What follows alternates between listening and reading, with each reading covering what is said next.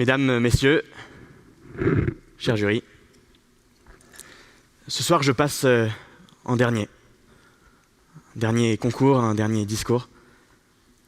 Or, comme vous le savez, on garde toujours le meilleur pour la fin.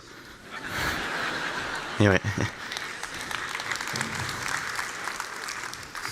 Ceci dit, on dit aussi que les premiers seront les derniers, et on dit que les meilleurs partent toujours les premiers. Alors, dès le début, je ne sais plus trop quoi penser. Je sais simplement que cette phrase devrait nous inquiéter. Les meilleurs partent toujours les premiers, et pourtant je constate chez ceux qui nous gouvernent une impressionnante longévité. Les meilleurs partent toujours les premiers. Les meilleurs partent toujours les premiers, et nos politiques, eux, sont là pour rester. Les meilleurs partent toujours les premiers, et pourtant il existe des villes pas si loin d'ici, où quand après 20 ans de gouvernement, la mairesse s'en va, c'est nul autre que sa fille qui vient la remplacer. Et ouais.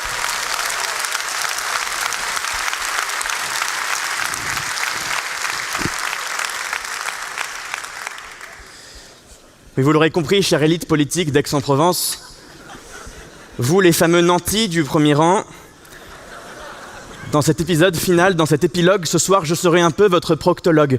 Je mets le doigt là où ça fait mal.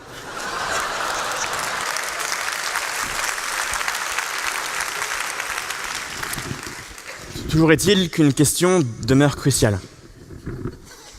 Comment se fait-ce, en 2 mots, comment se fait-ce que les mêmes gouvernants ne cessent de nous gouverner? À cela, il existe une réponse classique, convenue, cynique, celle du complot. On veut nous faire croire qu'ils veulent nous faire croire. Alors oui, peut-être. Peut-être que nous vivons dans une immense illusion. Peut-être que les complotistes ont raison, que la Terre est plate parce que le monde ne tourne pas rond. Peut-être que les banquiers sont des menteurs, que le marché ne marche plus, pire, qu'il court à sa perte. Peut-être que les politiques sont manipulateurs, qu'il est bien nommé le Parlement. Peut-être que tous les médecins sont des arracheurs de dents et que dans l'impasse sanitaire, leurs piqûres ont rendu la mort sûre. Peut-être, oui, que tous les Hippocrates sont des hypocrites, qu'ils sont morts les démocrates, qu'elle a disparu la démocratie, celle de Démocrite, qu'elle périclite, celle de Périclès.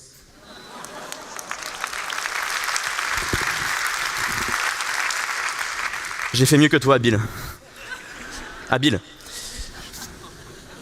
Bref, peut-être que maintenant, la vérité n'est plus qu'une opinion, une conception risible. Peut-être que le vrai n'est qu'une simple variation de l'infini concrétisée dans la coïncidence des possibles. Peut-être que tout ce que nous croyons est infondé, que nous sommes gouvernés par des magiciens et leurs écrans de fumée. Peut-être. Ou peut-être pas. Peut-être que la grande tragédie du monde, c'est son absence de complot, de desseins cachés. Peut-être que nous les voyons trop beaux, nos gouvernants, à les croire imposteurs quand ils sont juste incompétents. La vérité, c'est que nous nous sommes simplement habitués à des rapaces de la politique, à des faucons, qui souvent sont des vrais cons d'ailleurs.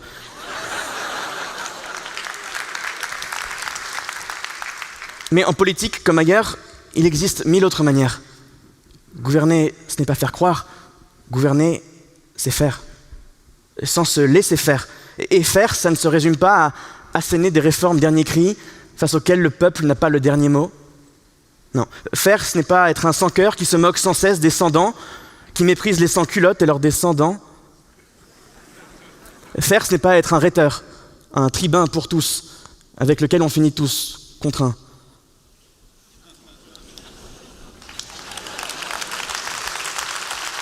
Non. Gouverner, c'est faire, mais c'est faire avec confiance, c'est faire en conscience. Gouverner, c'est faire, oui, mais comment faire? Comment faire? Et qui fait, ou plutôt qui nous fait faire? Ceux qui ont du pouvoir sur nous, ceux qui nous gouvernent réellement, ce ne sont pas de lointains députés qu'on ne connaît pas. Non, les lois ne viennent pas d'en haut, elles viennent toujours d'en bas. Nos vrais gouvernants, ce sont nos professeurs, nos amoureuses, nos nounous, nos parents. Nous sommes gouvernés plus par nos sentiments que par nos présidents. Et d'ailleurs, il y a bien des points communs entre le gouvernement des émotions et celui de la patrie. En amour comme en politique, il faut trouver un bon parti.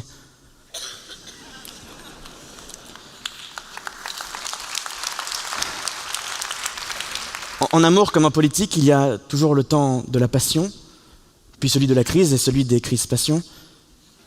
Il y a des hauts le cœur comme il y a des Hauts-de-France. La seule différence, c'est qu'ils ne mentent pas les sentiments et que contrairement aux élus, on ne les choisit pas. À ce titre, cher public aixois, je te dois une douloureuse confidence. Pendant longtemps, une femme de ta région a gouverné mon cœur. Moi aussi, j'ai une ex en Provence.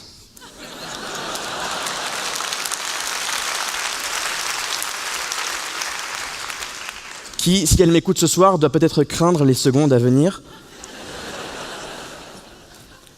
Mais il n'y a pas de peur à avoir. C'était une vraie perle rare. Et elle, en me gouvernant, elle ne m'a rien fait croire. Elle m'a tout fait voir, tout fait comprendre, tout fait savoir. Elle m'a tout fait sans jamais m'étouffer. Et si elle m'a fait perdre la tête, c'était pour que je puisse mieux trouver mon cœur. Oui, le cœur de pierre est devenu un cœur de verre. Elle m'a offert ce don d'orgasme. Sans me convertir, sans rien me faire croire, elle m'a donné cette greffe de foi. Elle m'a gouverné sans aucun recours au 49.3, sans m'imposer de loi. Elle m'a fait grandir, même si je sais, ça se voit pas. Elle m'a appris que gouverner quelle qu'en soit la manière, ce n'est jamais faire croire, c'est toujours faire croître. Faire grandir, comme le font ses pères et ses mères, dont cette année je ne ferai pas l'impair de faire le sommaire. Elle est peut-être là la morale de tout ça. Elle a fait comme ceux qui nous aiment. Qui aime bien, gouverne bien. Peut-être que nos politiques ne nous aiment pas assez.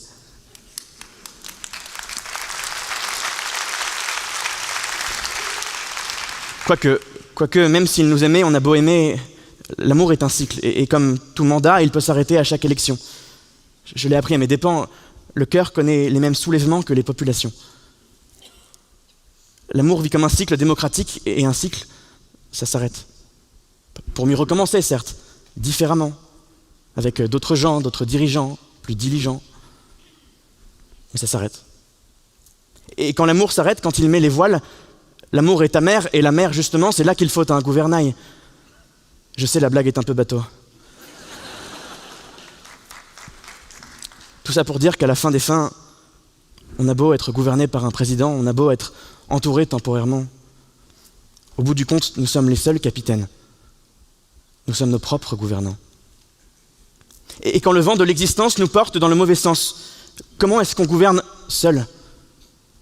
Sûrement pas en faisant croire. Non, gouverner, ce n'est pas faire croire. Gouverner, c'est croire. C'est garder espoir, c'est donner espoir.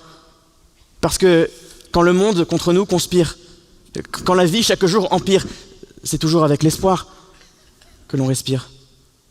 Ça ne sert à rien de faire semblant, il faut y croire. Parce que semblant, on ne peut broyer que du noir.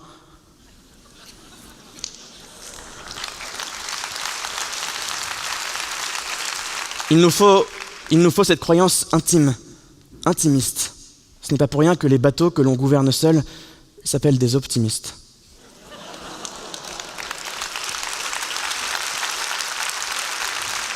Alors partout, qu'on soit politique, amoureux, PDG ou en mer, dès que l'on gouverne, il y aura toujours des emmerdes. Des bonnes décisions et des mauvaises, des erreurs et des regrets. Mais tant qu'on ne fait rien croire, tant qu'on est vrai, alors au moins il n'y aura pas de remords. Et alors, il restera une chance. Parce que l'inverse des remords, ce sont les renaissances.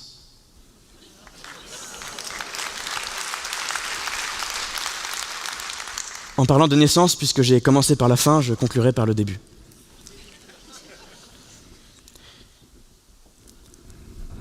Il y a quelques mois, un temps, j'ai cru être au fond du trou. Ouais. Et dans ce trou noir, tellement troublant, quand je croyais avoir été enterré, j'ai découvert que ce trou, on m'y avait semé. Comme une graine attendant que le temps s'égrène. Il fallait juste croire en elle pour l'arroser. C'était ça, la gouverner. Or, les plus belles fleurs mettent toujours plus longtemps à éclore. Alors je l'ignore si les meilleurs partent les premiers, mais je sais qu'ils arrivent les derniers. La preuve, la personne que l'on épouse, c'est bien la dernière que l'on a aimée. Alors si les premiers gouvernants échouent, n'oublions pas que même les fleurs doivent d'abord se planter. Il faut prendre le temps de la vérité. Prendre le temps de la vérité plutôt que de faire croire. C'est ça, gouverner. Alors nous aussi, attendons. Prenons le temps. Croyons-y. Ils viendront, les gouvernants avec lesquels en France, politique ne rimera plus avec souffrance. Ils viendront ceux avec lesquels la mère patrie ne sera plus une damnation.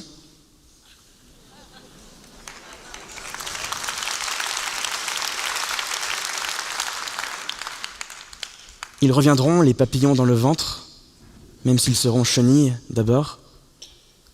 Et ce bateau dont je suis le seul capitaine, il saura revenir à bon port.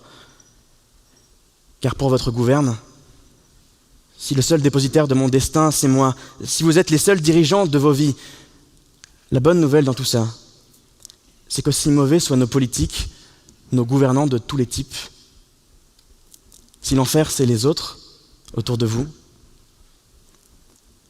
alors au moins, le paradis, c'est nous.